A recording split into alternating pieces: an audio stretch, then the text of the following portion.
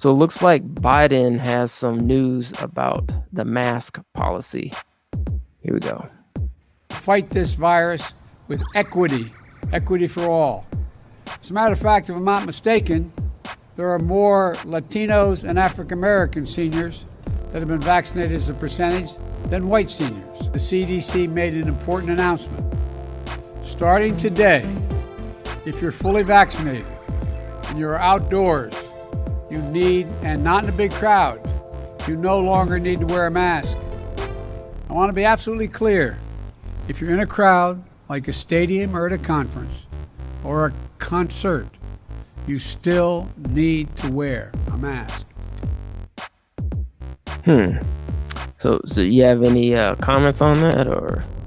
I mean, I don't know how they're gonna police this maskless society, but we shall see. Let's see what else is going on. Republicans announced federal bills to restrict the spread of critical race theory.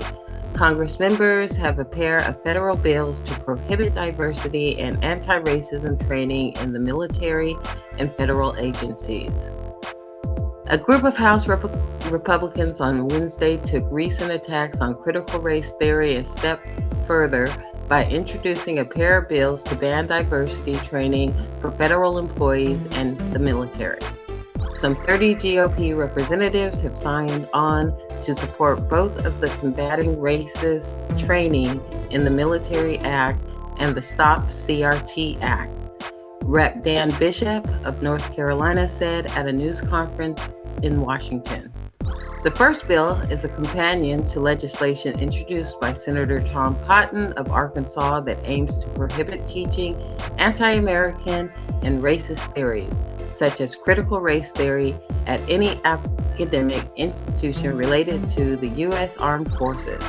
The Stop CRT Act works to codify former President Donald Trump's executive order banning diversity and racial equity training for federal employees, an order President Joe Biden reversed in January. Oh, isn't that special?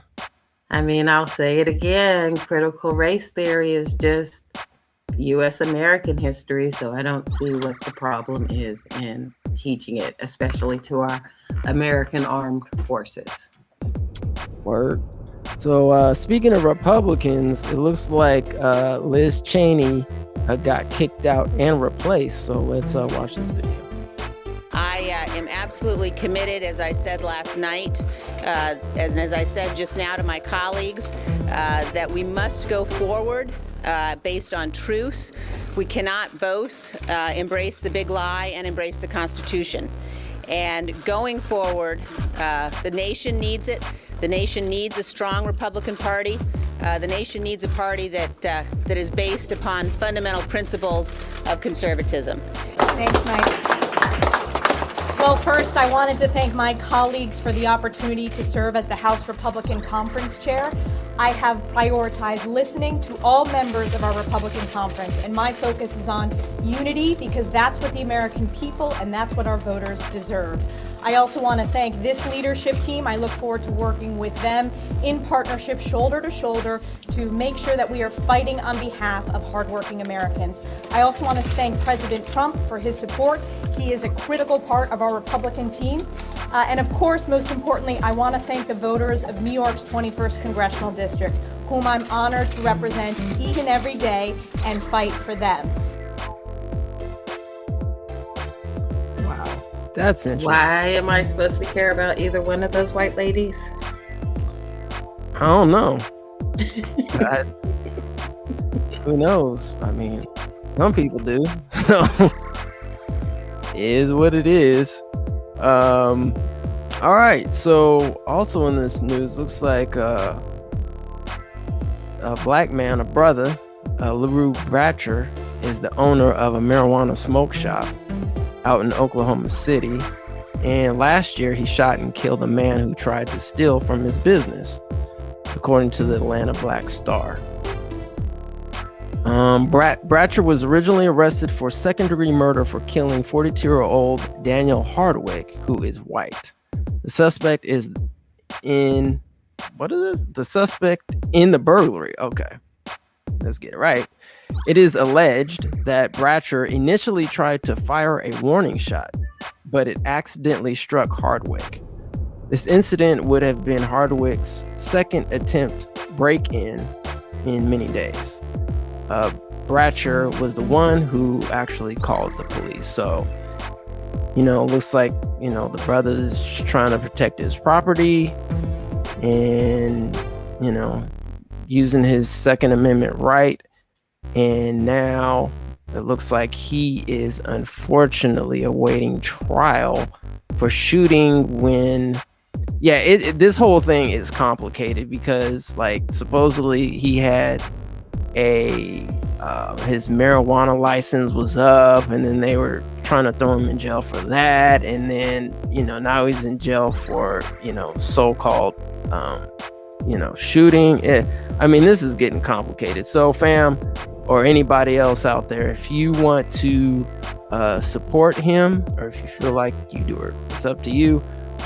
There is a petition at change.org if you want to or not, but that's totally up to you. White supremacy will get you one way or the other. At its finest. So let's go on, see what else is in the news. It looks like Israel and Palestine are at it again. Here we go. Meanwhile, the UN is warning the Israeli-Palestinian conflict could be headed for full-scale war. The U.S. Embassy in Jerusalem is urging staff to stay close to bomb shelters due to the threat of rocket attacks as the State Department tries to de-escalate the situation. Chief National Correspondent Matt Gutman is there with the latest. Overnight, the sky igniting with Israeli airstrikes and Hamas rocket fire. As Israeli warplanes howled over Gaza, this salvo of missiles ripping into this 14-story building, drone video flying over the debris fields. Israel said it was targeting Hamas infrastructure, but warned civilians before bombing. Palestinian health officials say over 80 people have been killed, including Hamas operatives, but also dozens of civilians and at least 17 children.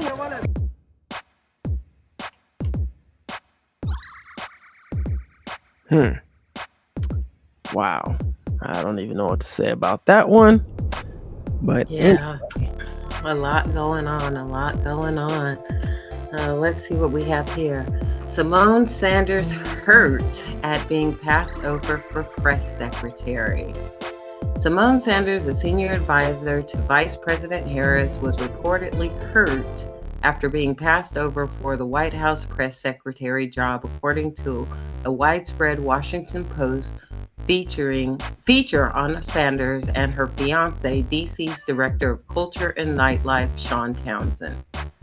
Bakari Sellers, a civil rights attorney and mutual friend of the couple, said Sanders was stung after Biden ultimately chose former Obama Communications Director Jen Psaki for press secretary job. Sanders worked for presidential campaign of Bernie Sanders in 2016 before becoming an advisor on President Biden's 2020 presidential campaign. Yeah, I think you pronounce her name Psaki. Psaki? Yeah. Psaki to me? Yeah. Okay, Psaki to me. Psaki, but I think it's Saki. Yeah, Saki. Well, Psaki got the jobby, and Simone Sanders is feeling hurt, but I don't know what to say on this one either because we congratulated her on her demotion way back after the election. So I don't even know why this is still news. Oh man, yeah, it didn't.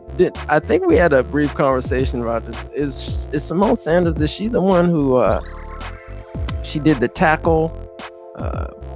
The linebacker tackle. Yeah, she went above and beyond to protect Massa Biden, and this is the thanks she gets. Is what it is. All Indeed. Right. So let's see. Let's go on to see what else is in the news. It looks like Amazon is hiring right now. So let's see what this is about here. Well, we just heard about how to get a job in the tech sector. And for those of you that are looking, well, Amazon is hiring. We have our Yahoo Finance tech editor, Dan Howley, here with all of the details. Hi, Dan. That's right, Kristen. Amazon is going to be hiring 75,000 new employees across its warehouse, that's the fulfillment centers, and delivery businesses. And essentially what they're going to be doing here is offering them an average starting salary of $17. Now, that's obviously higher than the $15 starting salary that they already offer. They're also going to be offering benefits for those who have their COVID vaccines already. There'll be a $100 bonus for each new employee that has their vaccine. And they're also going to be offering a $1,000 signing bonus depending on the location. So, wow. So it looks like, Amazon is hiring. It's very interesting, though. They're talking about being in the tech space.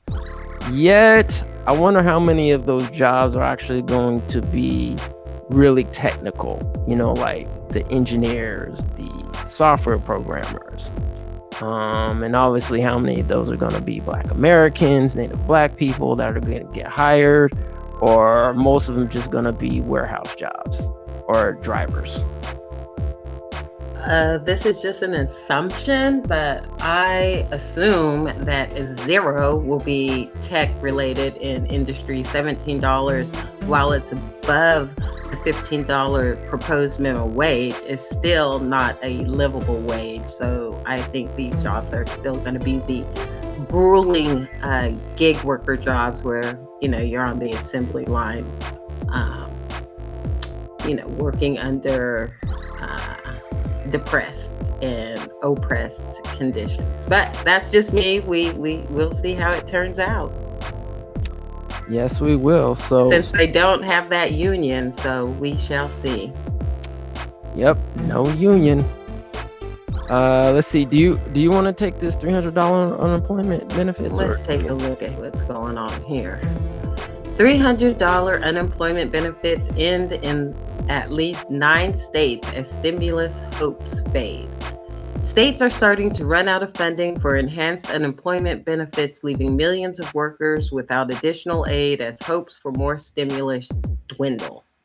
At least 9 states, including Alabama, Arizona, Idaho, Massachusetts, Missouri, New Hampshire, Rhode Island, Texas, and Utah, have finished paying a $300 weekly unemployment subsidy to workers eligible for the money to date, according to state officials.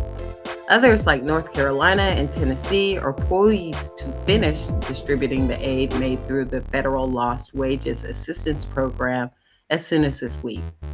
States receive federal grants for up to 6 weeks of payments for a total of $1,800, which is available to individuals receiving unemployment benefits between the weeks of August 1st and September 5th. Now workers again face the prospect of no additional federal aid at a time when nearly 30 million people are still collecting jobless benefits 6 months into the coronavirus-fueled economic crisis. Wow, and just to note, and I believe Rhode Island is the only Democratic or governor-led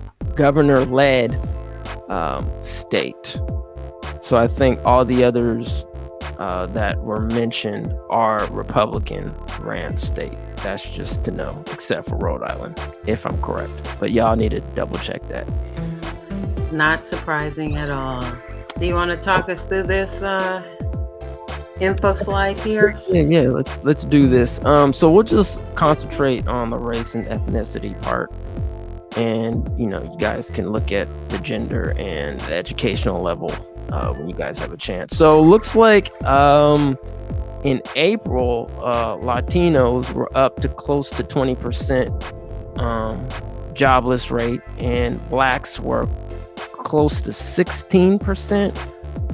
Asians, that looks like maybe about 14-ish, and whites were a little bit under that at probably like 12 or 13. So it looks like as time went on through August, the Latinos dipped, the Asians dipped, the whites dipped, the blacks dipped, but as we can see, the blacks actually kind of almost flatlined through. So it looks like we probably went from 16% maybe down to like 13, according to this chart. So, yep, there you go. All right, so it looks like according to this chart, we're focusing on race and ethnicity. White people were the only ones at any time and at all times under the national level, which is the yellow line that we're looking at. Great point. All right, so let's see here. Looks like something in the news regarding the movement. And this report was done by Democracy Now! With Amy Goodman. So let's check this one out. 6. We turn now to shocking revelations that 2 Ivy League schools, the University of Pennsylvania and Princeton University, have been in possession of bones thought to belong to children who were killed in the 1985 police bombing of the Philadelphia home of the radical Black liberation anti-police brutality group MOVE. In a minute, we'll show you video of the remains being used in an online teaching course and get response from Mike Africa Jr. The remains of 2 MOVE children, it's believed. Not only Tree Africa, but Delisha Africa as well. Can you explain how you found out about this and what you are demanding right now? Thanks for having me, Amy. I found out about this because a friend called me and told me that they heard about it. And when they told me that, I was shortly after contacted by a local reporter who was about to release a story about it. Yeah, that is a really unfortunate situation that happened, with the MOVE. If anybody wants to look further into it, what happened with the bombing, you can. But then on top of it, to actually have, these universities actually studying the bones of these deceased individuals instead of letting them lay to rest is unfortunate. And, people haven't looked at researched the book Medical Apartheid. I'm kind of halfway through the book. I had to set it down because it was too traumatizing. So just another indication of Black life and regarding especially our involvement with the U.S. and the medical industry. So I don't know if you had anything to say on that one. Yeah, I don't really have anything to say on this. Of course, it's a just depraved situation to keep those bones the way that they came about with the massacre for all these years and studying them. It's just shameful. And I saw a recent article where the Native Americans are requesting a tomahawk back from Harvard, and it seems to be A-OK, planning to give it back, realize the errors of their way with no problem. But when it came to African American historical pictures of slave ancestors, they didn't want to give those back to the family. So the double standard just continues. Wow. So I guess let's go on to Gavin Newsom. Governor Gavin Newsom unveils his full budget proposal, including the COVID recovery plan. Funding for tax rebates, business grants, education, jobs were all pitched by Governor Gavin Newsom to the state legislature in his $100 billion budget proposal, which includes a series of programs he's calling the California Comeback Plan. The budget package would be funded primarily using California's $75.7 billion operating budget surplus, with the remaining $26 billion coming from the federal government. The governor spent the last week touring the state to highlight elements of his recovery package, and on Friday, he detailed them further.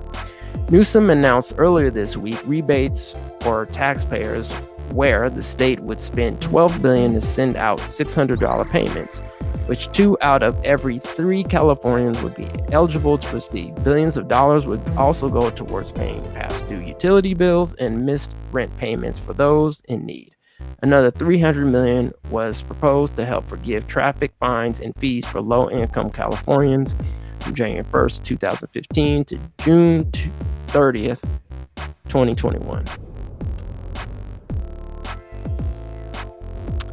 And so also in the news, it looks like we got Senegal and their enslavement or slavery initiative. So let's, maybe I should say anti-slavery initiative to clarify. So let's see what's going on in Senegal. Senegal is the only African country to criminalize slavery. To this date, Senegal is the only African country that has voted for a law that criminalizes slavery. Senegal's National Assembly passed a law declaring the Atlantic slave trade and the enslavement of African people a crime against humanity. The law, passed by the Senegalese Senate on April 27, 2010, not only recognizes slavery as a crime, but it also requires that the history of slavery be taught in schools. It is estimated that 22 million people were taken from Africa and shipped to the rest of the world between the year 1500 and 1888. Nigeria.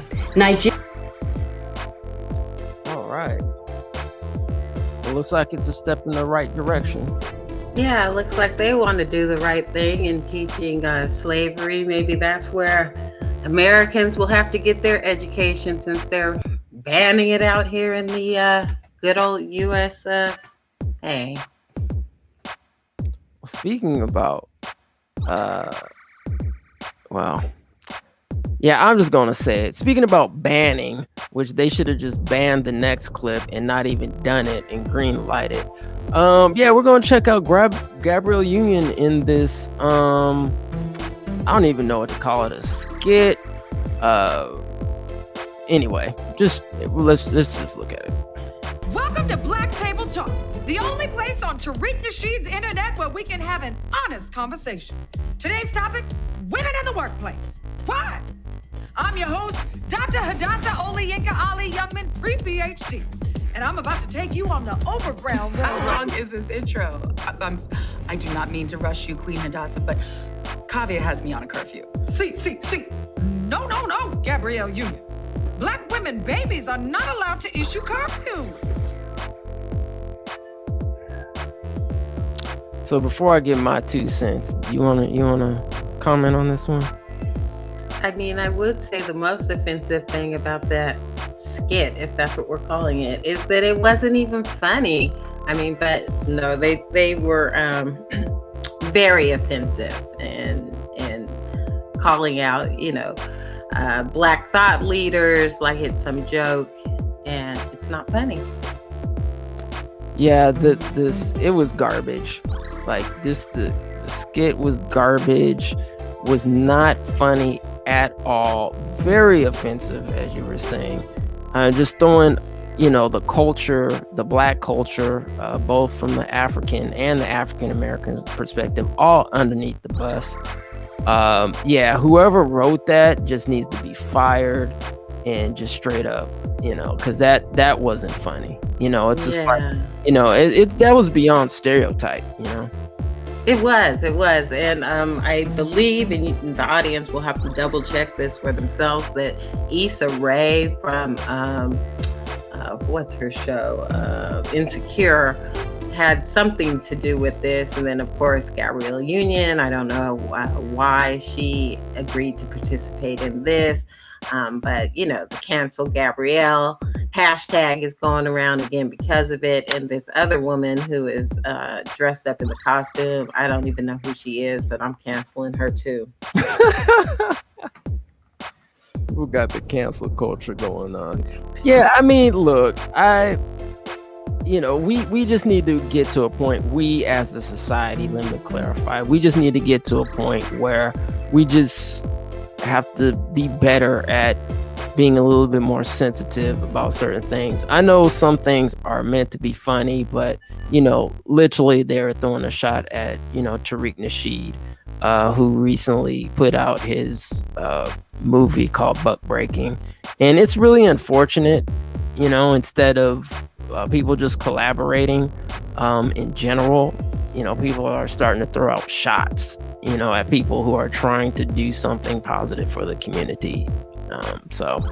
And who is their audience on this? Is their audience what? They're trying to get a chuckle from white supremacy? Because I can't imagine any black person finding any amusement in this,